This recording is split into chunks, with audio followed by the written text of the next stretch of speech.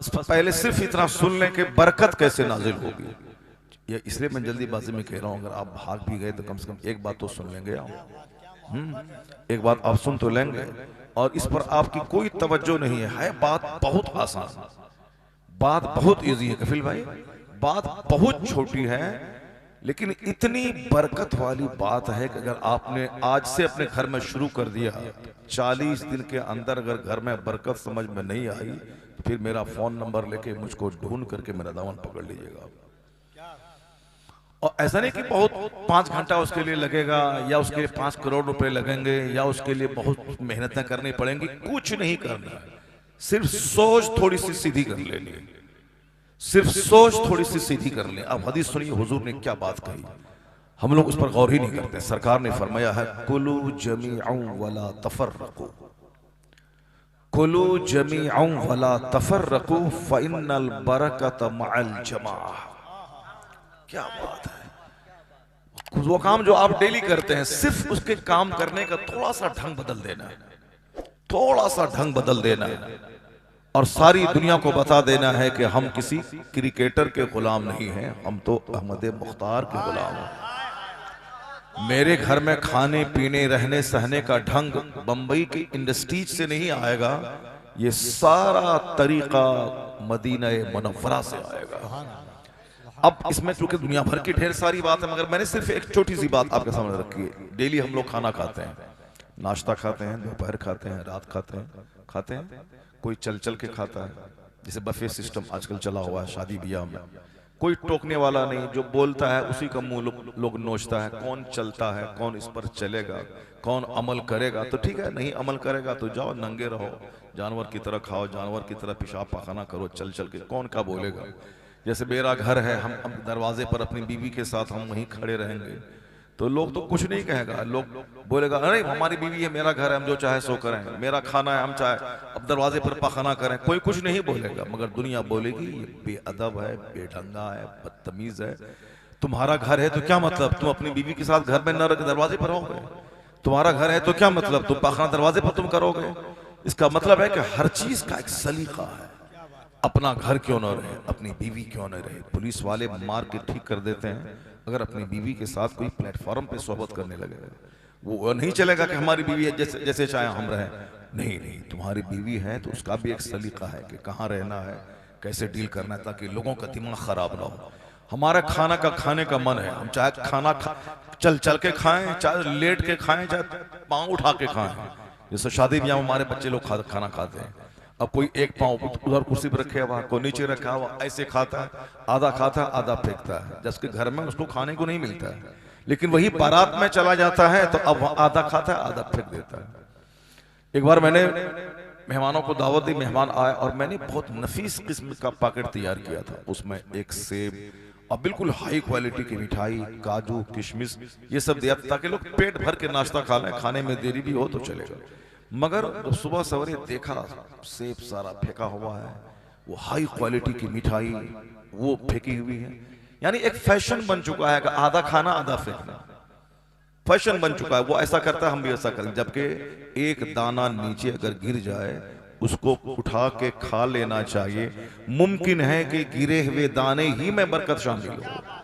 सुभान अल्लाह। चाहे खाना अपना हो या शादी ब्याह में इतना बर्बादियां हो रही हैं जिसकी वजह से निकाह की बरकतें खत्म हो गई। अब खाने का एक ढंग देखिए हुजूर ने क्या बताया है वो खाने का स्टाइल, लेकिन उसके साथ बरकतें जमा है, उसके साथ कम कमाई में ढेर बरकतें जमा है। अब इसको आप सुनिए और कल से अमल कीजिए इस पर। उसके बाद फिर आप कहिएगा कोई दूसरी हदीस सुनाओ तो मैं दूसरी हदीस सुनाता हूं, वरना इसी हदीस को सुना के मैं खत्म कर देता हूं। अब हुजूर ने क्या फरमाया, खाना तो खाना है जिंदा रहने के लिए, खाओगे नहीं खाओगे तो मर जाओगे। अब खाना खाना ही है तो अब कैसे खाना है उसी को सरकार ने फरमाया। कैसे खाना है? खाना तो है, बगैर खाए जिंदा नहीं रह सकते हैं। मेरी माँ बहन बेटियां भी गौर से सुन लें, कल से इस पर अमल होना चाहिए घर में, वो भी अमल करें, वरना शौहर उस मुंह खाता है अब बीवी इधर खाती है। अगर दोनों एक साथ खा ले गांव देहात में तो लोग बोले अरे ये सब तो बेढंगा हो गया, ये सब तो शहरी माहौल का आदमी हो गया, मियाँ बीवी दोनों एक ही साथ खा रहा है, पता ये लोग बिल्कुल बेकार हो गए, न जाने लोग क्या क्या बोलते हैं। अब सुनो गौर से हुजूर क्या कहते हैं, कुलू जमीअन वला तफर्रकू, ईट टुगेदर नॉट सेपरेटली, मिलजुल के खाओ, एक जगह अलग अलग होकर नहीं। क्यों? फ़इन्नल बरकत मअल जमा, इसलिए कि बरकतें जमात के साथ वाबस्ता रहती हैं। कुलू जमीअन वला तफर्रकू, मिलजुल के खाओ। घर में मियाँ बीबी एक दस्तरखान पे खाओ, जितने बच्चे बच्चियां हैं सबको एक दस्तरखान पे खिलाओ। बहुत गंवारपन में जी लिए, बहुत दूसरों की बातें सुन लिए, अब मुस्तफा की बात सुनो। इस हदीस पाक पर अमल होगा जो मैंने कहा आपसे, अमल होगा। कल नाश्ता से बीवी भी साथ में खाए, बीवी भी खाएं और अपने घर के बच्चे भी खाएं और आप भी बैठ के खाएं। नहीं है पुलाव गोश्त, सूखी रोटी है, नमक है, मिर्च है, तेल है, बस उसी को लेके खाएं। नहीं है सालन, कोई हर्ज की बात नहीं, सिर्फ रोटी बनाए।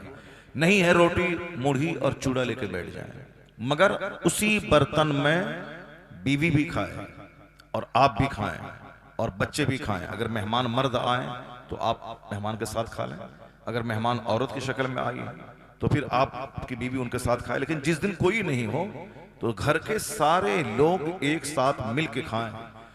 फिर 40 दिन के बाद देखें उसी कम कमाई में कहां से बरकतें पैदा होती हैं। और हुजूर एक आका अलैहिस्सलाम एक साथ कैसे खाते थे? जिस प्लेट में सरकार खाते थे, माँ आयशा रज़ी अल्लाह ताला अन्हा भी खाती थी। और जो हड्डी हुजूर चूसते थे वह उस जगह मुंह लगा के मुस्तफा चूसते थे जिस जगह सैयदा आयशा रज़ी अल्लाह ताला अन्हा खाती। अल्लाह सुब्हान। हम लोग तो अगर खाते भी हैं तो रोटी का आधा टुकड़ा अगर बीवी खा लिया तो उसको उसी में से थोड़ा छोड़ देते हैं ताकि उसके कटे हुए में टच ना करे। नहीं, जिस जगह मुस्तफा का मुंह मुबारक लगता था गोश्त में, उसी जिस सैयदा आयशा का, उसी जगह सरकार दो जहां अलैहिस्सलाम अपना मुंह लगाते थे ताकि दुनिया जान ले कि बीवी नफरत की चीज नहीं, बीवी मोहब्बत की चीज है। और मोहब्बत सिर्फ बिस्तर पे नहीं, मोहब्बत खाने पीने, रहने सहने, बातचीत करने, सारी चीजों में। दूसरों से एक घंटा बात करते हैं, अभी भी से बात ही नहीं हो रही।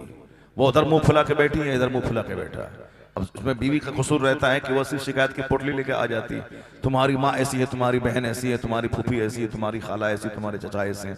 इसीलिए शौहर बेचारा, इसका दिल जल के रह जाता है कि मैं तो 10 दिन के बाद घर से आया हूँ और इसको शिकायत तारीफ करनी चाहिए, शिकायत की पोटली लेके बैठ जाती। खाना एक साथ मिल के खाएं, मोहब्बत पैदा हो जाएगी। एक साथ खाना मिल के खाएं, बरकत पैदा होगी।